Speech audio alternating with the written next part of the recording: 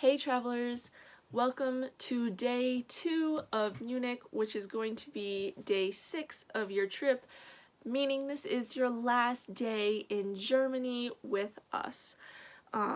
It's been wonderful having you come with us and travel the roads the same way we did, and we hope you have had an amazing time, but you're not done yet. This is your last day, and we're going to make sure it's an exciting one.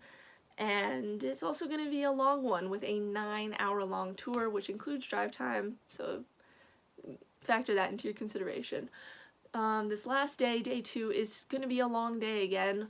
Like I said in day 5, the Munich days are long because we are trying to make sure you see as much as possible in your days. Make worth of your time. So once again, this is going to be a long day. You're going to have to be ready by 8 a.m. That means you're going to have to be dressed, ready to go, have eaten already, or at least be able to bring food with you. This is where, if you listened to me yesterday and you bought a snack for today, might be really helpful, or you can always go to one of the other food places I listed on the previous day underneath the breakfast section. But this might be a great time for that snack that you bought yesterday at the market.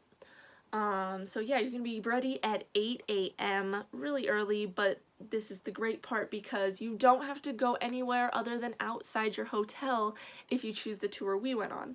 Now, an important thing to note about the tour we went on is that you have to have at least 4 people. Luckily, our history group is 4 people exactly, so we were able to set this up perfectly. The tour that we went on was $70. But that includes our transportation cost, so in my mind it's kind of a steal, definitely worth it. But once again, you need 4 people for ours or you can't be on the exact tour we went on. I will link the tour we went on first below us, and then I've also found some other tours that might work if you are a solo person or in a smaller group than 4, and I will link those below the one that we went on to provide some other options.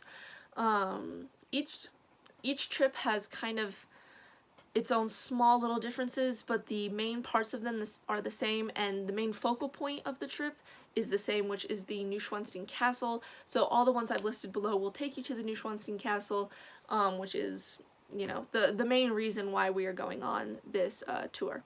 So back to the tour we went on. I will only be talking about our tour specifically. So let's get into it. So yeah, you will get picked up at your hotel at 8 a.m. You will have already sent your address and name, and you'll just be waiting in the lobby to get picked up, which is really nice. And they're also going to be dropping you back off at your hotel after.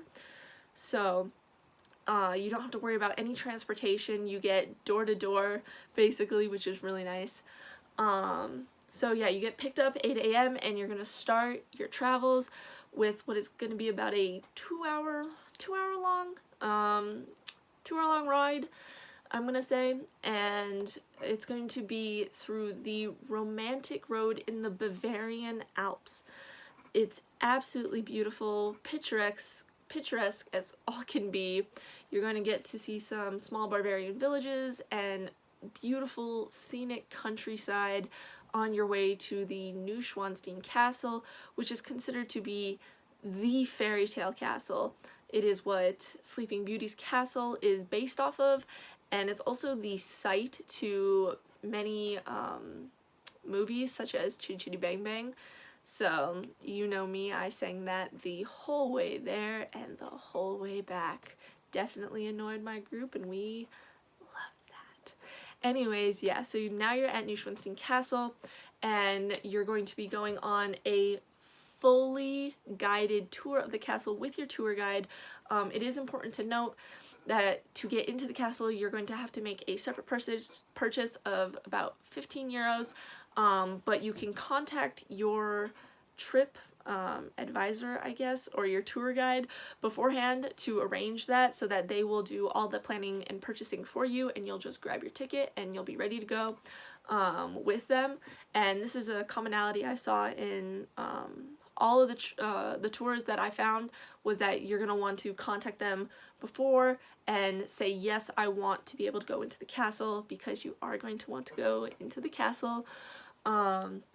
And yeah, so you're going to be spending time in the castle, and then after, you're going to get back on that bus and on the way back you're going to be going to the UNESCO World Heritage Church of, now excuse my pronunciation, Weiskirch, which was built in the 17th century. I will have all the locations posted to the side, that way when I butcher my pronunciations you might be able to, you know, at least understand the written words rather than my spoken words.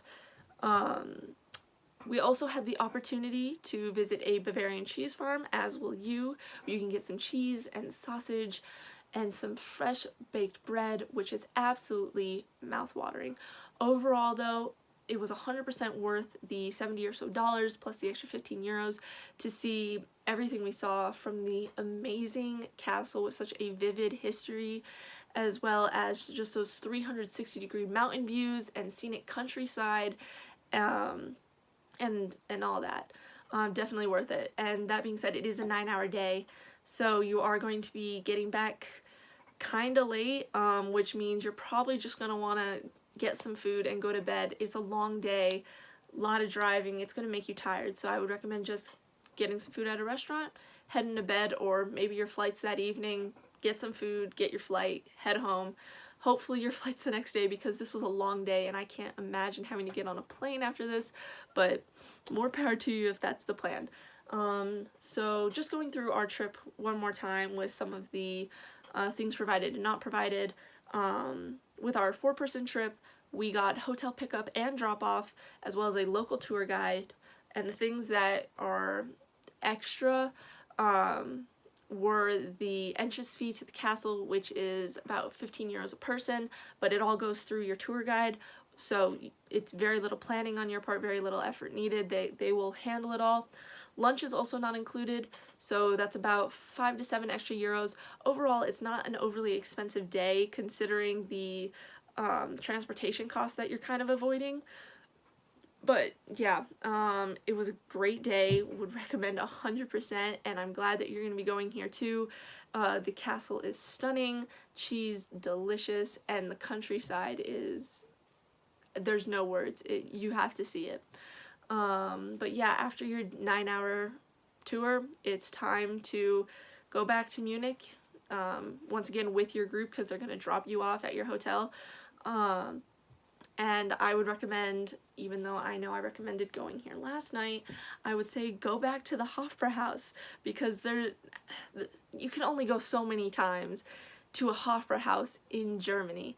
Like, that's not something you're going to get to do every day, obviously. So I would definitely recommend going back to that Hofbräuhaus, maybe trying something different, getting yourself another beer, relaxing after your long day. You've definitely deserved it.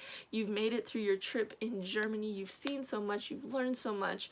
And I hope you had an amazing time on this journey, exploring Germany from Berlin to Munich, and safe travels. Hope you get home safe, or if you're extending your trip, have a great time, and please tell us more about it. Contact any of us on our socials and let us know. We'd be so excited to know what else you did, what you did differently, just overall. We want to know how your trip was. So thank you so much. I hope you had a good day 6 in Germany, day 2 in Munich, seeing the Neuschwanstein Castle. And that's all, travelers. Bye.